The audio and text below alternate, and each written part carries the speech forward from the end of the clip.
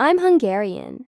My family is mostly Hungarian, with some German roots, and only some distant Slovak ancestry, going back to the 1800s.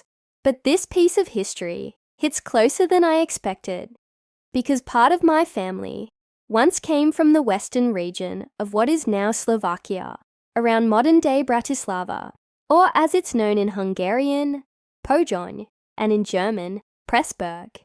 And local stories from that area, especially the ones that carry a certain mystery I can't quite explain, have always fascinated me. So today, I want to share a story.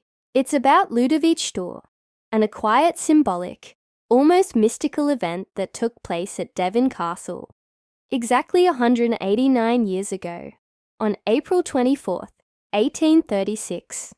So, how did I get to know Ľudovít Štúr? And who was he really? Before we dive into the story, let me share something personal. It all started on an ordinary late winter day. I was sitting in my room, thinking, as usual, about the past. I have always been a fan of the 19th century, and I even collect items from the era. And then, one day, I saw a portrait. It felt strangely familiar, yet completely unknown. Underneath it, the name, Ľudovít Miloslav Štúr, Slovak national leader, politician, poet. I looked again.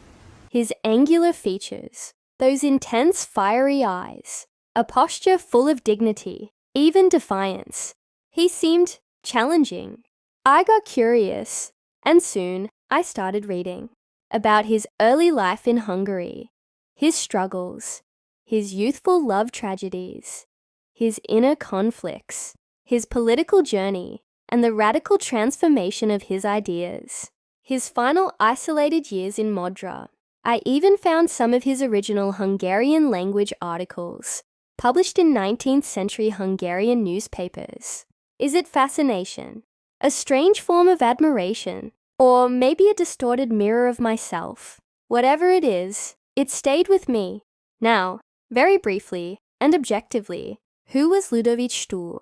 Also known by his chosen name, Velislav.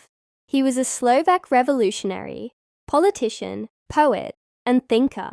He's best known as the leader of the Slovak national revival in the 19th century and the codifier of the modern Slovak language.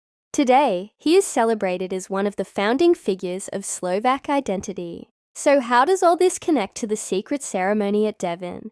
And what was it even about? In the early 1800s, Romantic nationalism was sweeping across Central Europe. Peoples across the continent were rediscovering their language, history, and cultural roots. In what was then Upper Hungary, today's Slovakia, young Slovak students began dreaming of their own awakening. At the center of that movement was the 20-year-old Ľudovít Štúr, already a respected student leader at the Evangelical Lutheran Lyceum in Pressburg. These students believed that to renew their identity, they had to reconnect with Slavic traditions, historical memory, and the heroic past of their people. One place, in particular, drew their imagination: Devín Castle, perched dramatically at the meeting point of the Danube and Morava rivers. It had once been a great Moravian stronghold, a seat of power for Slavic princes like Mojmír, Rastislav, and Svetopluk in the 9th century. Legend even claims it as the final resting place of King Svetopluk. So, in the spring of 1836, Štúr proposed something daring: a secret patriotic journey to Devín. This wasn't just a hike, it was a statement. As I take you through the ceremony atop Devín Castle, I will be complementing this presentation with the words of Jozef Miloslav Hurban, one of the key participants. Much of what we know about this day comes from his vivid recollections, written years later with deep reverence. He was not only a close friend and ally of Ľudovít Štúr, but also a major figure in the Slovak national revival himself, a writer, politician, and later a Protestant pastor. So, the spring of 1836, Ľudovít Štúr shared the secret plan with a handful of trusted friends. Together, they carefully selected a small group of 15 to 17 young patriots. To avoid suspicion from the authorities, they kept the plan silent. Each invitee was sworn to secrecy, and they left Pressburg quietly in small scattered groups, as if taking ordinary walks. It was Sunday, April 24th, 1836, St. George's Day, most of them theology or philosophy students, barely in their 20s. As they approached Devon, Hurban remembered the feeling vividly. Spring sunbeams bathed the calm, majestic Danube. It seemed to us that a new day for Slovakia was dawning. We walked as youths carrying in their hearts the fervour that shapes ages.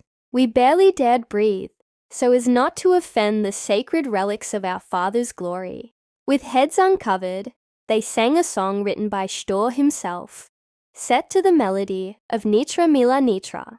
Its verses gave voice to the castle ruins, linking the young men to the era of Prince Rastislav and the long-lost greatness of Great Moravia. One by one, the students shared more poems and patriotic texts. Then came the most powerful moment. Štúr spoke again, this time with a proposal that would mark the memory of that day forever. A Slavic baptism, that's what it became. The group answered Štúr's call with cheers. Some chose their names, others had them given by their friends. Each name carried meaning, pride and purpose, reminders of who they were and what they stood for. Štúr set the example, choosing the name Velislav, great glory. It was a fitting name for the one who would become the voice of a nation.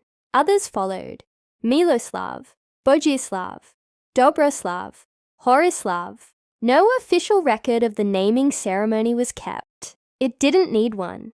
As Hurban would later say, what happened atop Devon lived on, not in ink, but in memory. Well, that's all for now. I hope you enjoyed this short video, and maybe even learned something new along the way. Before you go, if you found this interesting, feel free to like the video, leave a comment, and share your thoughts. I'm especially curious, if you were part of a ritual like the one at Devon, would you take up a Slavic name? And if so, which one would you choose? Or, if your roots are Magyar, Germanic, or something else entirely, what symbolic name might you adopt in a modern version of such a tradition? All ideas are welcome, so feel free to share below. I'd love to read them. Just a quick note, this video was created with no nationalistic intent. It's simply a blend of education and storytelling, based mostly on Slovak sources.